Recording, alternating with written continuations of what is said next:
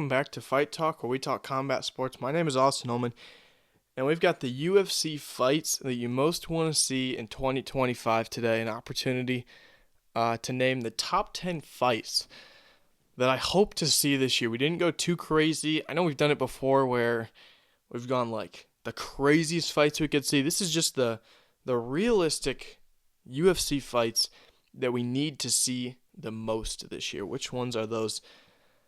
They're not in order. I just picked 10 of them. But number one is, it is number one. Jones and Aspinall. Obviously, this is the fight we need to see. Jon Jones seems like he's contemplating right now retirement or fighting Tom Aspinall. No comment on what he should do there. Obviously, that's his decision. Would love to see the fight, though. And that's the fight that, if he doesn't retire, there's there's literally no other direction he could go. I mean, you don't get one of these very often, especially in a heavyweight division that, this is a division that, we've had good fights. We've had guys like Cormier fight and Stipe and Brock Lesnar and Jon Jones now. Some great names, but it's always missed the depth, and it's always missed. I mean, like Stipe, fantastic fighter, so good, right? But everybody knows it's a matter of time before that guy's not the heavyweight GOAT. It can't be Jon Jones. You're just not going to get enough fights in there. Although it would be if he had. But it can be Tom Aspinall. And so Jones, obviously the illustrious career at light heavyweight, now moving up to heavyweight, and he's had two fights. He's had Cyril Gane and Stipe Miocic, two fantastic heavyweights, and he's taken care of them both quite easily. And then you got Aspinall, who's the young heavyweight, and just so much story for him, being from England, so much personality, so much excitement because of the landscape that we're gonna get, the fights, the pay-per-views in London that he can headline. So much fun, just dreaming about the stuff that can happen there with Tom Aspinall. And so obviously, this is number one. This is the fight we have to see.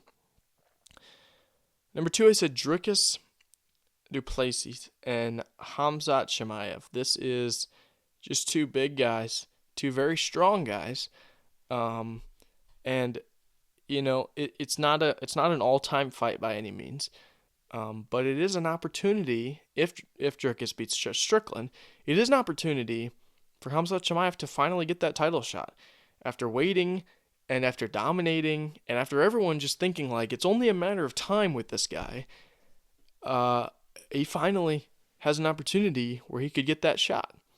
And so hopefully that fight happens this year. Certainly if Dricus beats Strickland, I think that's the next fight. It's so obvious. I mean, they could try and make it something else, but there's no way Izzy could get the shot next after losing to Dricus. I mean, it would have to happen.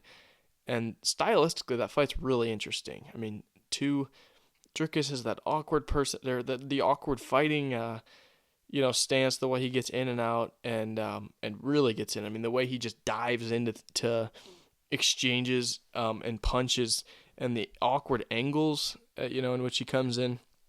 And you got Khamzat, who's just taken some grown men, and obviously the submission against Whitaker last, and just some big time finishes for that guy.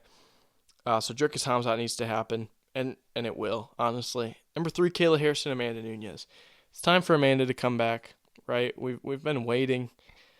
Everyone's kind of like, it's got to happen this whole time.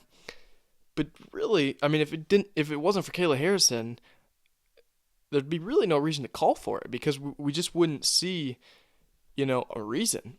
But now you've got Kayla Harrison coming over from the PFL. She's 2-0 in the UFC now, and she is more than deserving of a chance to fight Amanda Nunes for what would be one of the greatest women's UFC fights of all time, without a doubt. It would be an all-time great right away. The moment that fight would begin, it would be an all-time great. So hopefully we can see that. That's the one. There's some other ones, Zhang Weili and Suarez and all. There's some good fights that we're going to see this year. But hopefully more action from I feel like the women's divisions were fairly inactive this year. So hopefully we can see more there. starting with this fight. And then number 4, Ilia Topuria, Diego Lopez. Topuria, a guy who is dominant. Lopez, a guy who is just as dominant, basically. Two guys who, I mean, you're not going to find a better, more entertaining, fast-paced, yet so calculated matchup at 145. You're just not. The ability of these guys both to finish guys on the ground. I mean, people forget. We've seen Ilia's striking ability. This guy's a submission artist, first and foremost. That's his thing. And we've seen his striking the same way with Lopez. We've seen more of Lopez's finishing ability on the ground, but obviously his striking ability is just as good. I mean, what he did against Ortega, just so impressive. These are two guys where it's going to be big, and you feel bad. I mean, these guys are going to probably fight more than once. And luckily for both of them, there will probably be a point in their career for both of them where they move up to 55. That's just the reality. But it really feels like if it was just Topuria in this division, he could dominate all the other guys for a long time. And if it was just Lopez, he could dominate all the guys for the long time. It's kind of like the Volk Holloway situation in this division. And we'll see if we get domination like Volk did, whether that's Ilia or Lopez. But this feels like a situation where you've got two top dogs who can really just fend off just about anyone in this division fairly easily, except for each other. So hopefully we can get that fight. Number 5 is Holloway Poirier. You can throw in Charles to this mix. You can throw in Gaethje to this mix. We want to see it all. Michael Chandler you can throw into this mix. I don't care. Anyone. Nate Diaz, I don't care. Throw all those guys into this mix. Poirier's wanted to put this tournament together. I said Holloway Poirier. I think that'd be awesome. Just two absolute fan favorites who would be willing to go after it and send out Poirier on a good note, But this is any mix of those guys at 55. I'm all in for it. Number 6, I said Dan Hooker and Justin Gaethje. Dan Hooker's a guy who's kind of revived his career a little bit here. A lot of people put him as the most improved fighter of the year. He's shown that he's a little more well-rounded now. And Justin Gaethje is a guy who's taken a lot of time off after that brutal knockout against Max Holloway. And I think it'd be a good return fight for him, and I think it would just be an absolute slugfest. So would love to see that. And it would be a good return for Gaethje. I mean, I really do not want to see Gaethje return against an absolute killer. And Dan Hooker's a warrior, but he's not like a one-punch killer. 7, and this is a fight we're going to see very soon. In fact, by the time this video comes out, it might have already happened. Islam and Arman. Two just incredibly, incredibly similar fighters. And honestly, I could put Umar and Merab in this category too. Just such an incredibly similar styles in the fights. I saw a picture of Arman today, and the guy just looks absolutely jacked coming into this fight.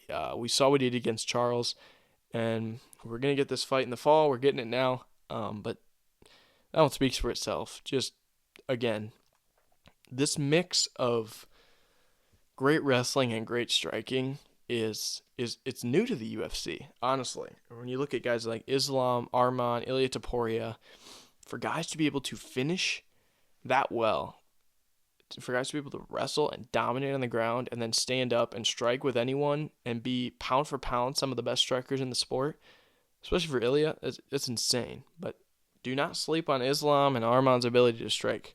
It is there. Number 8, kind of a fun one that I drew up, but Joaquin Buckley and Kamaru Usman. I think this would be fantastic. Usman's been sitting out. He's waiting for a good fight. It seems like he's ready. And we've got an absolute killer coming up in the 170-pound division in Buckley. Just destroyed Colby Covington. And I think it'd be, Usman's a guy he hasn't been the smartest with the fight he's taken, it feels like. I mean, like, short notice against Chimaev, I don't understand that. Like, the guy's been sitting out for so long, and then the one fight he takes is short notice against Khamzat Chimaev. Doesn't make sense to me. At 185, too. Doesn't make sense to me. But if they can make that fight with Buckley, I'm all for that.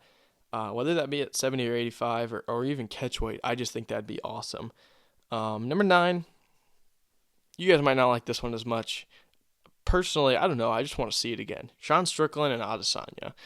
Sean Strickland, I mean, just surprising, shocking is the word, shocking the world with that win over Adesanya. I mean, let's not forget how much of an upset that was.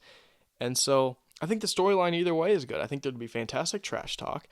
And I think the storyline of Izzy getting revenge would be awesome. And I think the storyline of Strickland just doing the same thing, I think that'd be pretty surreal too. So I'm all in for that fight again this year. And honestly, both guys, if Strickland loses and say Adesanya loses, both guys would be down to take that fight. They'd be looking for a fight. And then number 10, my final one that I put last because it's not necessarily a fight we need to see.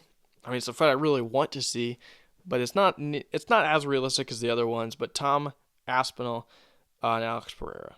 I mean, if Jones retires, there's one huge fight left between 205 and heavyweight, and that's these two guys square it off without a doubt, right? I mean, it would absolutely break records.